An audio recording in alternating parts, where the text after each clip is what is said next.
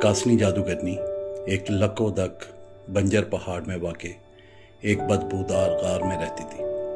उसकी पालतू बिल्ली निगो मंत्र पढ़ते वक्त उसकी मदद किया करती थी, लेकिन कासनी जादूगर समझती थी कि वो अपने काम में माहिर नहीं थी। कई दफ़ा वो लापरवाही से जादू के महलूल गिरा देती और कई दफ़ा वो जादूगर की खुंबियाँ भी चबा जाया करती थी। इसके अलावा वो हवा में उड़ने वाले भंवरे भी नहीं पकड़ सकती थी, जो जादूगरनी को काम के वक्त तंग किया करते थे। कासनी जादूगरनी को मंत्रों की तैयारी में मदद के लिए एक मुलाजिम की शदीद ज़रूरत थी। लिहाजा एक दिन पहाड़ से ये मुसम्मा इरादा करके निकली कि वो हर सूरत एक ऐसे बच्चे को ढूंढ कर लाएगी जिसे वो मुलाजिम बना सके। इस पहाड़ के नशेब में एक वादी थी जहाँ मुआज़ और तज़ीन नामी दो बहन भाई रहा करते थे।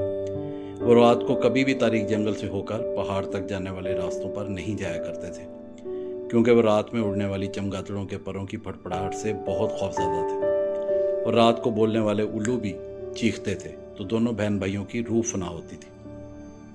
उस दिन वो दोनों कुएं के पास बैठे हुए अपने बिल्ली के बच्चे नीलो से खेल रहे थे।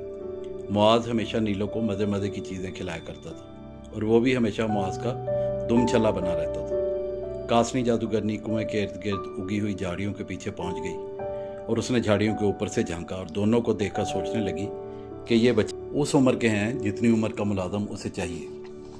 वो खुद से कहने लगी, इनमें से एक को मेरा मुलाजिम होना चाहिए। तभी इसी असना में तज़ीन की अम्मी ने उसे आवाज़ दी। तज़ीन ना चाहते हुए भी उठी, अपने भाई और बिल्ली के बच्चे नीलो को वहीं खेलता हुआ छोड़ा और ख़ुद अम्मी के पास चलेगी। कासनी जादूगरनी ने फ़ौरन अपनी मंत्रों वाली किताब निकाली और उसके औराक उलटने लगी। फिर उसे मतलूबा मंत्र मिला और वह मुँह ही मुँह में उसे पढ़ने लगी।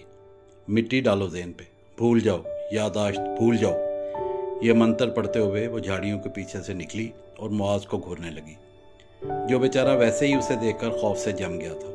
कासनी ने जेब से जादू की चीज़ें निकाली और उन्हें मुआज़ के कदमों में फेंक दिया और फिर बकाया मंत्र ज़ोर से पढ़ने लगी। मगरमच्छ के दांत और मुर्दा कुत्ते की हड्डी भूल जाओ, सब जो तुम्हें अब तक था याद भूल जाओ, खालाएं, चचा, बहन भाई, दादी और पहाड़ भूल जाओ, पर मेरे घर को करो आबाद। नीलो तब तक डर के मारे झाड़ियों में छुप गया था। इस मंत्र के बाद मुआज़ का चेहरा तासरात से आरी हो गया। वो अब मुसलसल जादूगरनी को घूरे जा रहा था। कासनी जादूगरनी हंसते हुए बोली, मेरे मंत्र से बचकर कहाँ जाना था, अब मेरे पीछे पीछे आ जाओ नन्हे मुआज़। जब तज़ीन वहाँ वापस लौट कर आई तो सिर्फ नीलो अफसरदा होकर म्याऊं म्याऊं कर रहा था और दूर दूर तक मुआज़ का कुछ पता नहीं था। उसने भाई को बाग में ढूंढा और फिर दरिया के किनारे देखने गई, लेकिन मुआज़ उसे कहीं नहीं मिला। सारी रात तमाम गांव वाले मुआज़ को ढूंढते रहे, लेकिन कोई सुराग नहीं मिला। कोई भी जंगल में नहीं गया, क्योंकि वो सभी जादूगरनियों से खौफज़दा थे। उधर कासनी जादूगरनी अपने नए मुलाजिम से बहुत खुश थी, जो बहुत खामोश भी था और फर्माबरदार भी। उसने जादूगरनी का हुक्म बजा लाते हुए फफूंदी इकट्ठी की और एक बड़ी गंदी देग को साफ किया। अब जादूगरनी को पुरानी बिल्ली निगो की ज़रूरत नहीं रही थी, लिहाजा जालिम जादूगरनी ने उसे झाड़ू मार मार कर भगा दिया था। मुआज़ ने कभी अपने घर का जिक्र नहीं किया था, क्योंकि वो अपना माजी भूल चुका था। अब सारा दिन वो जादूगरनी के कामों में उसकी मदद करता और रात को उसी देग के नज़दीक सो जाता। तज़ीन की अम्मी और दूसरे गांव वालों को यकीन हो गया था कि अब मुआज़ कभी नहीं लौटेगा। उनका ख्याल था कि शायद वो दरिया में डूब गया है, लेकिन तज़ीन को यकीन था कि वो ज़िंदा है। एक दिन वो कुएं पर बैठी सोच में गुम थी कि एक कौवा कुएं की मंडेर पर आकर बैठ गया। तज़ीन मायूसी से कौवे की तरफ मुँह करके कहने लगी, ए कौवे, क्या तुम मुझे मेरे भाई के मुतल्लिक बता सकते हो? लेकिन फिर वो सख्त हैरान हुई जब उसने देखा कि कौवे ने अपनी चोंच खोली और बोला, कासनी जादूगरनी की बू वाली गार, तुम्हारा भाई काट रहा है बेगार। तज़ीन ये सुनकर कौवे की तरफ बढ़ी ताकि कुछ और पूछ सके, लेकिन वो पर फड़फड़ाते हुए उड़ गया। ये देखकर तज़ीन घर वापस चली गई। अगली सुबह वो उठी और जंगल से होकर जाने वाले रास्ते पर बोली, जो पहाड़ को जाता था। उस दिन कासनी जादूगरनी बहुत खुश थी। अब मुआज़ की वजह से उसकी बहुत सी मुश्किलात हल हो चुकी थी। वो गार के पास बैठी हुई थी जब उसने तज़ीन को आते हुए देखा। वो गुस्से से बोली, ये बेवकूफ़ लड़की अपने भाई को लेने आई है, लेकिन मेरा यादाश्त खोने वाला मंत्र बहुत ताकतवर है, मुआज़ उसे कभी भी नहीं पहचानेगा। तज़ीन ने जब देग देखी और फिर देग जैसी भारी भरकम जादूगरनी तो वो खौफ से कांपने लगी। پھر کاسنی نے اسے بلایا اور اس سے پوچھا، مجھے لگتا ہے کہ تم اپنے بھائی کو لینے آئی ہو، لیکن تمہیں ابھی میرے جادو کا اندازہ ہو جائے گا۔